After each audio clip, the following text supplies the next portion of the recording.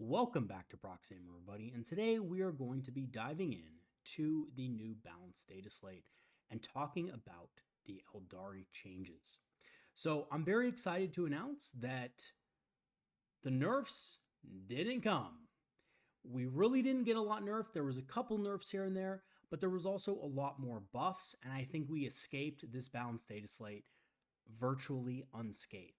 Now, obviously, there's going to be some players who are using certain types of lists that will have been affected by it, but honestly, it's not the vast majority of us. The vast majority of us, maybe our list went up 15 points, maybe 20 points, maybe 35 points, but really not too much. And in fact, a lot more people that were using some of the more rare units in our codex, some of the less competitive units, will now have a little bit more room in their lists to add in a couple extra things. So I'm actually pretty glad with the results overall. Now, looking at these changes, we're going to kind of go through them one by one, and we're also going to talk about a few of the greater changes to the game that are going to affect the Eldari as well. And honestly, not really in a good way. So we'll kind of talk about that a little bit and, give that a good discussion. So the first buff that we see here is Azurman. Azurman got brought down by 10 points. Now, Azurman was originally 120 points when the codex released, and they haven't really brought him back to his original point cost, but at the very least, they brought him back down a little bit. Now, honestly, between you and me, is this going to make Azurman a competitive choice in Warhammer 40k? I actually don't think so. However, there is a little bit of a caveat here because Dire Avengers also got brought down by 5 points a unit. So Dire Avengers are now 75 points for 5 and 150 for 10. And Azurman, of course, being at 125, means that they are a much cheaper package altogether, which is good. And I do have, a little bit of faith at least that the squad will be much better in semi-competitive play. The next buff that we see is the Avatar of Cain. So the Avatar of Cain went down 20 points, and honestly, cool. Cool, went down 20 points. Do I think that the Avatar of Cain is going to become a competitive staple? Absolutely not. But I'm not going to look a gift horse in the mouth and say that the Avatar of Cain wasn't overpriced at 300 points. He absolutely was overpriced. So being 280 versus 300 is pretty good. I will say this, the Avatar of Cain does blend well in a detachment that also got another small buff, which is Spirit Conclave. So that's the other buff that we need to talk about. Wraith Blades. As you can see, Wraith Blades have gone down 10 points per unit. I'm not sure why Wraith Guard didn't also go down, but I guess GW is still mad at Wraith Guard for their performance in the index earlier in the edition. So they're punishing them because of it. Now, I will say this, Wraith Blades are a decent unit when in Spirit Conclave. They can provide a lot of damage for your army. They're not exactly reliable, but they do act as kind of a, damage soak as well and can beat up your opponent quite easily if they make a mistake. So Wraith Blades are a decent unit in that detachment. So if you're running a ton of Wraith Blades in that detachment, like I'm personally running 3 units myself in that detachment, then you'll be a little bit lighter on points and can afford more units of Wraiths. The last nerf that we got, and there's another nerf we have to talk about soon, but one of the nerfs we did get are that Corsairs, for 5 of them, went up by 5 points. So they're at 65 points now. Now, truthfully, I don't actually think this prevents people from using Corsairs. I think Corsairs are still a very viable unit. Reason being is, even though they are 10 points more than Rangers, they do a little bit something different than Rangers, right? They do have Scout, they are more aggressive, they do more damage, right? They are a unit that is going to be very useful still. And I think they're still very viable, especially since we're going to see a lot more Knight players in the meta. Because overall, I think these balanced data slate changes were a little bit light on the nerfs to most Knights. The Codex came out, by the way, the Imperial Knight Codex. Codex points are out, and it's looking pretty grim. They did get nerfed. They did get nerfed, but it's looking pretty grim for the meta as far as knights go. I think knights are still going to be a dominant force. So yeah, there's that. Although I don't think they're going to be as good as they were before, in the index when they were like super cheap. I do think they're going to be very good at high levels of play still. So we do have to watch out for that. And I think Corsairs being a little more expensive is okay. Okay, now the other changes that I want to mention really quick are a little bit lower, and they are the changes to Swooping Hawks. So Swooping Hawks unfortunately took a bit of a nerf, and we can thank our friend Liam VSL for this. Now, unfortunately, Liam brought a list a list to the WTC World Championship with 30 of these models, 30 Swooping Hawks. Now, obviously, he's a very skilled player. He knows how to use and kind of, leverage a unit like this in multiples so that your opponent is just absolutely overwhelmed and you're doing a ton of mortal wounds and stuff like that. But I will say that it is still a little bit disappointing that GW nerfed these guys. Because realistically, at 190 points, if you're even running 2 squads of 10, you're going to have to cut something out of your list, right? So my current Aspect Host list had 1 unit of 10, which means that it's now at plus 20. 1 unit of 10 kind of allowed me the flexibility of being able to put a stratagem on it, like sustained hits, so that if I went against anything that was, not vehicle heavy, I would have something to deal with hordes. Now, obviously, I don't think Eldar really struggle with hordes too much, but it was cool. So I think what honestly is going to happen, at least in my list, is I'm going to have to drop that squad of 10 to a squad of 5 and try to pick up something else in the list. Because paying 190 points for 10 Hawks for a little bit of extra sustained hits once per game is just probably not worth it. If you do the math on it, it's just not really worth it, especially since you are giving up an Exarch. Okay, so those are the points changes, guys. Not too bad. Oh, and also Corsairs, if you want to take them as a squad of 10, they got reduced by 10 points. Ayo, pretty cool, right? Again, I don't think that's the greatest change because no one was taking them in squads of 10 anyway, but it is nice that GW said, you know what?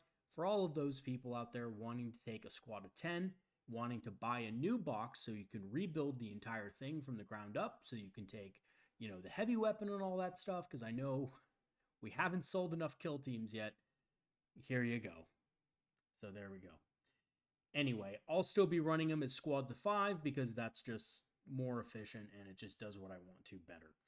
No other nerfs, though. No Wave Serpent nerf. That was complete bollocks. No Warp Spider nerf. No Fire Dragon nerf. We can still run Fire Dragons as a 10-man unit with Fuegan and, it be an actually good unit. So that's great. Okay, moving on. And I just want to check the Drukhari really quick. I know you guys are, wanting to probably go on to the other things. Sanguinary Guard got nerfed. Cool. They were probably too strong with what they were doing.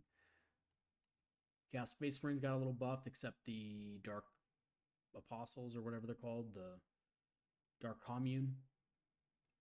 Death Guard got buffed. Or not Death Guard, sorry. Death Watch got buffed. Here's the Drukhari. Chronos. The Chronos, for 2 Chronoses, it's now less points. So for 85 points, you can have 2 Chronoses. Now, this is the index, obviously. So does it really matter too much? Everybody's already preparing for, basically the Codex. Well, I don't know why they buffed the Chronos. I have no idea. This makes no sense to me. I mean, maybe they're trying to, sell a few more individual Chronoses and Talos kits before the Combat Patrol comes out. I don't know. I do think that, sometimes they might want to, clear some stuff off the shelves and all that, but I could be wrong on that. I don't know. I'm just a little bit jaded at GW sometimes. But yeah, they got a random buff for the Chronos, so that's interesting. Emperor's Children got buffed. By the way, I think this is fine. A lot of people will complain about this, but really, if you look at the stuff that got buffed, it was just stuff that was basically crap before, right? Land Raider, come on, this wasn't good. Keeper of Secrets. When did they ever use Keeper of Secrets in Legions of Excess? Or Seekers, right? I mean, I don't even know if anybody runs Legion of Excess, but there we go. Fulgrim got buffed. Again, Fulgrim was awful.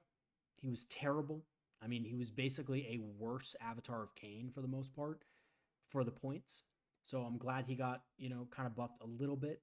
And the thing that got nerfed was actually the Lord Cacophonist, which is the guy that you put on Noise Marines. Did Noise Marines get nerfed?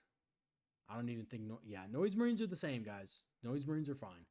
I probably had like some sort of dream that they got nerfed last night and then like woke up and realized, oh, they're not nerfed. So Lord Cacophonist, he's the guy that goes with the Noise Marines. He went up by 10 points, which he probably should have. He was pretty good.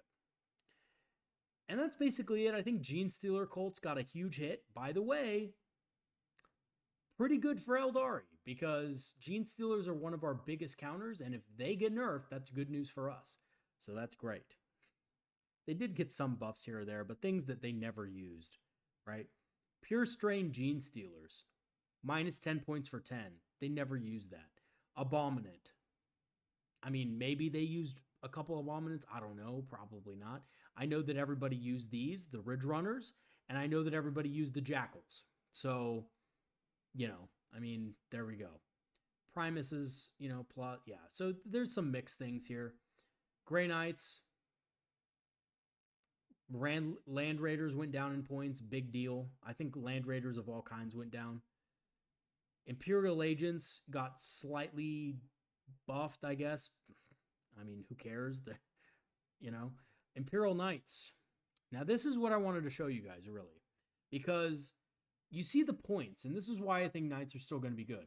Their points actually went down for the Codex for some reason. Like, they went up in the nerfs, and then they went down again. Very weird. Very weird. Because a lot of these models are actually underpriced. You have a Knight Gallant, a Knight Errant, a Knight Defender going down. Knight Defender at 425. This is the basically Knight, the new one that everybody hates. Everybody is hating. Everyone who doesn't play Knights is going to hate this Knight because it's so good. So I don't understand why that would go down from 435 to 425. And then the other weird thing is all the Cerastus Knights. These are the Forge World ones, by the way. Look at the points on these. They went up insanely, right? You have the Knight Atropos going up 40 points. I know that was like the OP one or whatever, but that went up by quite a bit. The Castigator up quite a bit, right? So we see all these Knights being just pushed up, and then we see a bunch of nerfs to Questoris Companions enhancements, and we see the nerf to the Bearer of the Iron Chalice enhancement, which thank God, because it was only 5 points before, which is ridiculous for what it did. And then we see a couple of buffs or nerfs here, but then we also see a buff to Vengeful Tread. Not sure what Vengeful Tread does, but there you go. That's the Gate Warden Lance. I actually think the Gate Warden detachment is the worst one, so cool.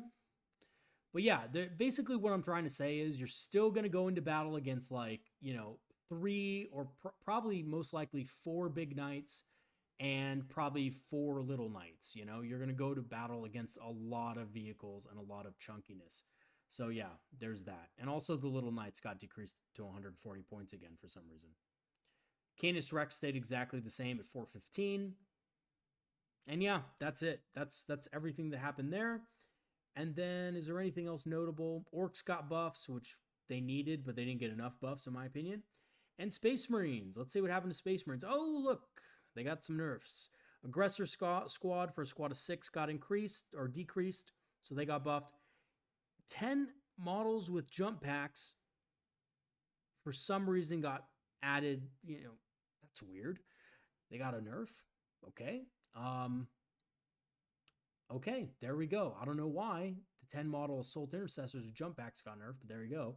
Ballistus Dreadnought up by 10. That's deserved. It needed to be 150 points for what it could do.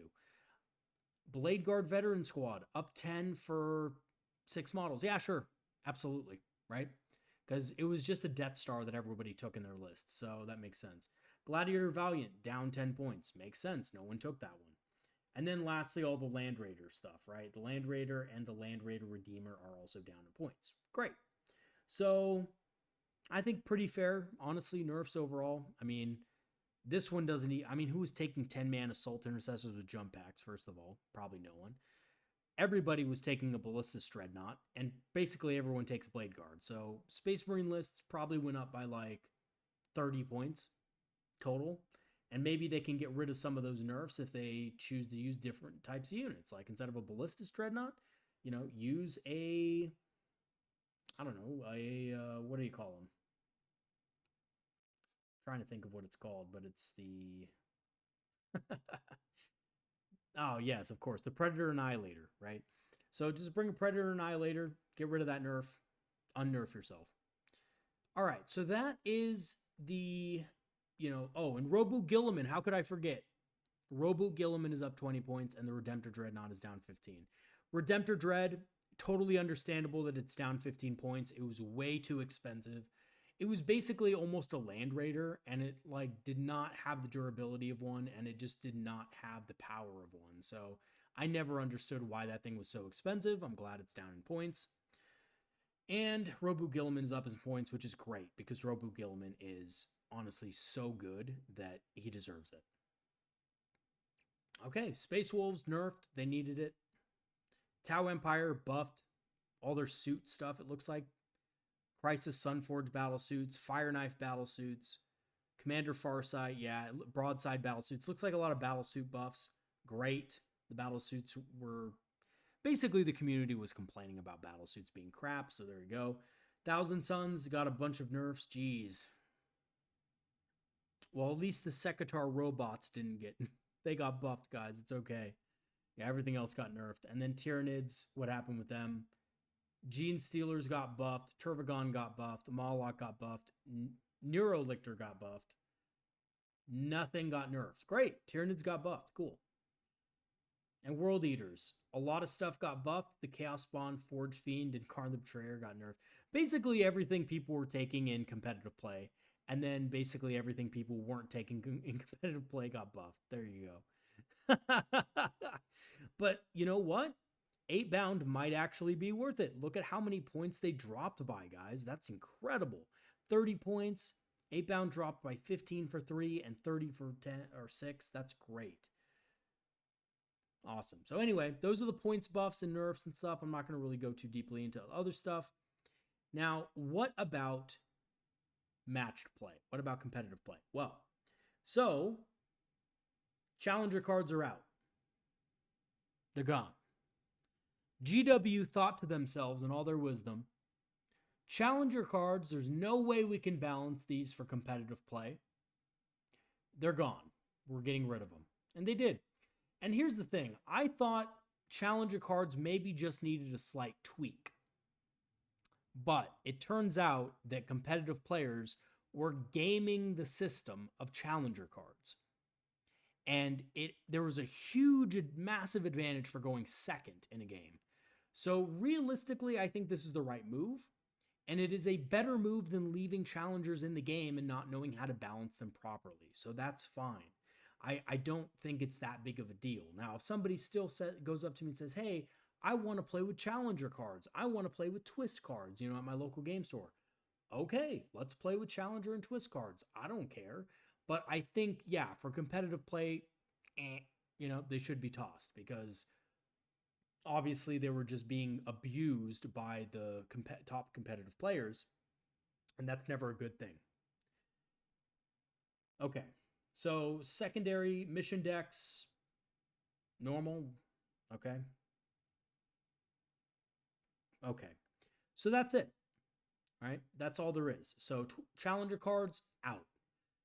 What else got changed? Well, they fixed that thing I told you about vehicles with bases, with wave serpents and star weavers and stuff. So now they rechange it so that every model in the unit must end a normal advance or fallback move within 3 inches horizontally and 5 inches vertically of any part of the transport to re-embark, right? So if you want to, get out of a star weaver or get out of a wave serpent, you do need to have all your models within 3. So that does make sense. Unless there's a stratagem or something like that that changes that. Okay. And yeah, that's pretty much it. Little cherub right there, little evil cherub.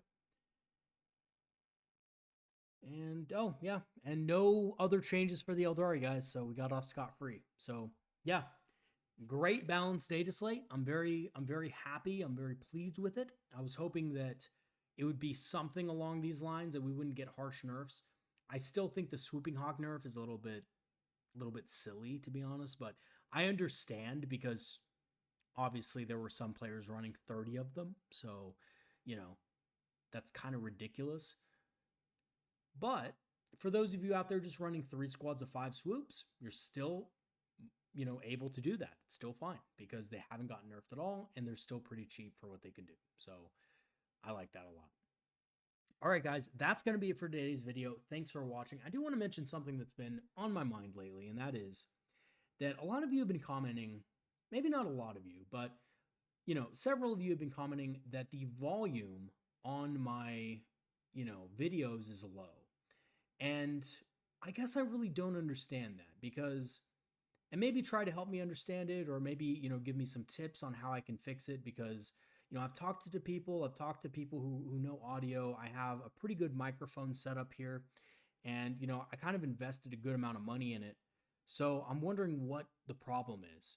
The gain on my microphone is, adequate so that it picks it up. And when I hear it on my end, and you have to understand, I have pretty bad headphones. Like, I have headphones from my place of work. They're not even really good. So I'm thinking to myself, if I can hear it just fine, and I don't have the best hearing in the world either, how are people experiencing it so that it's so quiet that they can't even hear it? So I want to know, is it something on my end? Is it like YouTube itself? I have no idea, but I can hear it fine when I do the recording. And I even, what I do for you guys is I double the volume when I record the videos. And the only video I haven't done that to recently is the live stream that I just did talking about the Drukhari. So if it's other videos, please let me know in the comments. And please, if you have a solution of some kind, let me know, as long as it's constructive, because I want to be able to fix it. But at the same time, if it's something on your end, I really don't want to see those comments all the time just infecting the comment section, because I make it a point to comment to every single comment that is in that section. And if you don't have a solution for me, there's nothing I can really do about it, right? So please reach out via email if you know anything about it. I have my email set up in the description.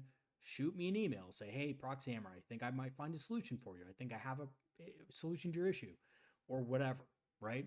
Let me know what's going on so that I can properly fix it, because if you don't, if you just say, oh, I can't hear anything, that doesn't really help me, right? So I'd really appreciate it, because I love making videos for you guys and stuff like that, but I do need to know what's up, right? All right, guys, that's going to be it for today's video. Thanks for watching. If you do want to support the channel, I have a Patreon that you can support from, or if you just want access to our Discord, you can join for free via a Patreon free trial. And of course, you can always cancel after, but you will get that Discord link. Our Discord is full of Eldari players and enthusiasts who love talking about the hobbying side of it, not just rules, but painting, building, miniatures, all that kind of good stuff, and of course, strategy and tactics as well. You can check that out. I also have a couple of other links in the description. I have the link that's talking about, well, not talking about, but it'll show you the channel store page. So I have the channel store page link. It has all of the kind of apparel and stuff like that for the Eldari. And there's, lots of cool Eldari symbols and, stuff like that you can search on there. Just check it out when you guys get the chance, and maybe there'll be something on there that you like. Everything on that store is 25% off with the discount code, which will be present on the website when you follow the link. Also, I have an Amazon affiliate link if you want to check that out as well. Maybe you can find something in my suggestions that will be at a discount on Amazon. All right, guys, that's going to be it for today's video. Thank you again for watching, and I'll see you guys next time. Have a good one, everybody. See you later.